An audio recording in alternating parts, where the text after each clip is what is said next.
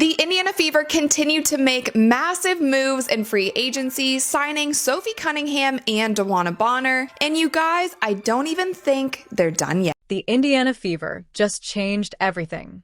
The Indiana Fever are making massive moves in free agency, and they're not even close to being done yet. For months, we watched helplessly as Caitlin Clark was targeted, shoved, fouled, and outright disrespected by WNBA players who saw her as an easy target.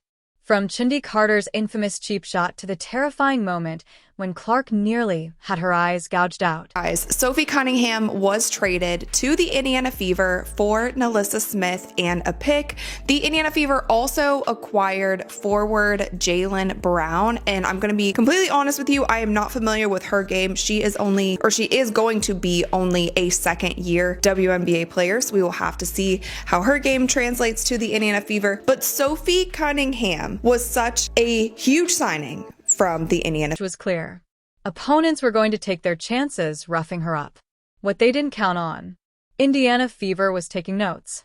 And now, the game has changed. Sophie Cunningham, the enforcer, has arrived. The Fever weren't playing around this offseason. Sophie Cunningham was traded to Indiana for Nalissa Smith and a pick. The Fever also acquired forward Jaylen Brown, a young, intriguing talent with be able to add more space to the court. And that is something with Natasha Howard, you have a threat in her scoring the basketball, and her bag is pretty deep. And then obviously you have that veteran leadership. Obviously we know that Kelsey Mitchell can score the ball. Aaliyah Boston is expanding her game and she's a threat inside. You have Caitlin Clark, but now you get someone like Sophie who is also going to just create so much more space on the floor. Teams are not going to be able to face guard Caitlin like they were, picking her up full court, double teaming her, all of these things, because there are now more threats on the court, including Sophie. But honestly, the biggest part about her game that I think is just going to translate so well to the Fever, I just love the energy that she brings. She seems like a hard worker. She seems like she loves the game of basketball. And I think when the Fever are thinking about players that they want to surround Caitlin with and players that they want to build this dynasty with, which I believe that they're trying to do, they have to think about the mindsets of these players also. And so I think that we know she can shoot, she can defend, she's athletic, she's tall, but she also brings this just grit and energy that this team is really going to thrive on. And they stole Cunningham in free agency, signing her to a one-year deal for just $100,000. That's highway robbery. Indiana just landed one of the toughest, most dangerous shooters in the WNBA for pennies on the dollar. And more importantly, they just gave Caitlin Clark the enforcer she desperately needed. The Fever's offense just became a nightmare. With Natasha Howard as a dominant inside threat, Kelsey Mitchell as a lethal scorer, Aaliyah Boston expanding her game, and now Sophie Cunningham's three-point shooting. The floor spacing is insane. Teams can no longer face guard Caitlin Clark. So Caitlin Clark is now a member of the new Indiana Fever. Remember when they got the big five. They have five. The top 24 scorers in the WNBA last season. And you know what? The tied top scorer, like I think there was a couple of points between Caitlin Clark and Kelsey Mitchell. They both averaged 19.2 points per game. The tied top scorer last season isn't even in this picture. Kelsey Mitchell is clearly going to start. Sophie Cunningham's clearly going to come off the bench as a hell of a bench player, to be completely honest. Full court. They won't dare double team her anymore. Why? Because if they do, Sophie Cunningham will punish them.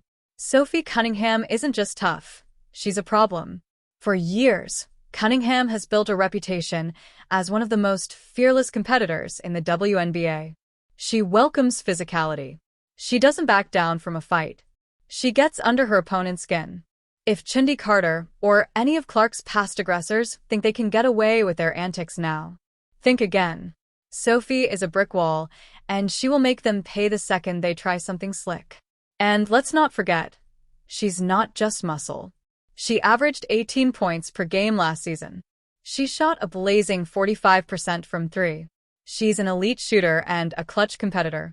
Cunningham isn't just here to protect Caitlin Clark. She's here to help Clark win.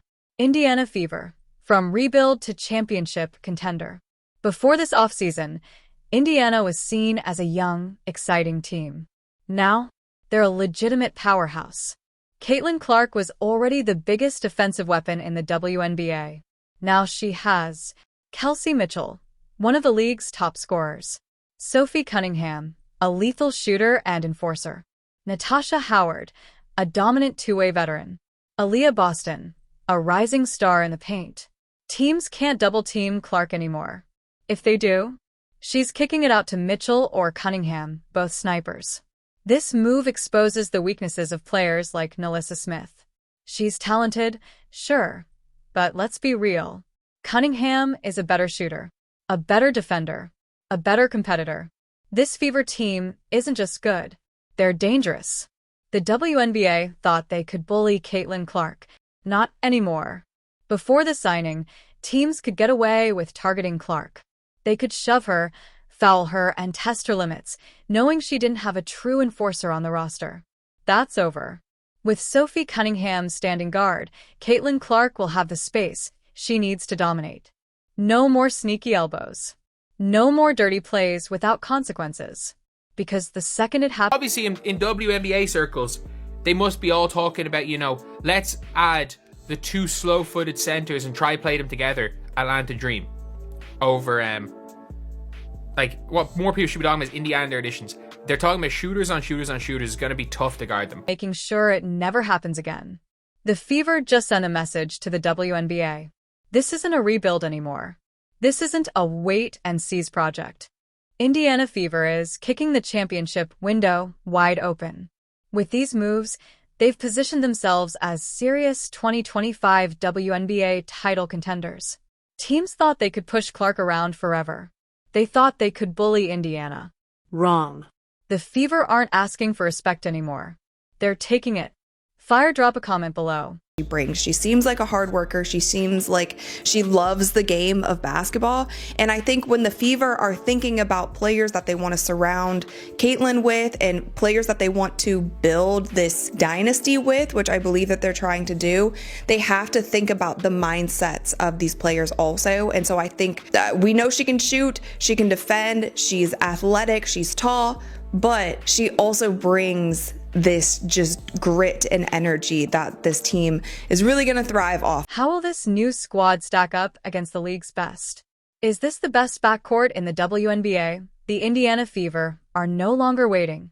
They're taking over. The WNBA should be afraid.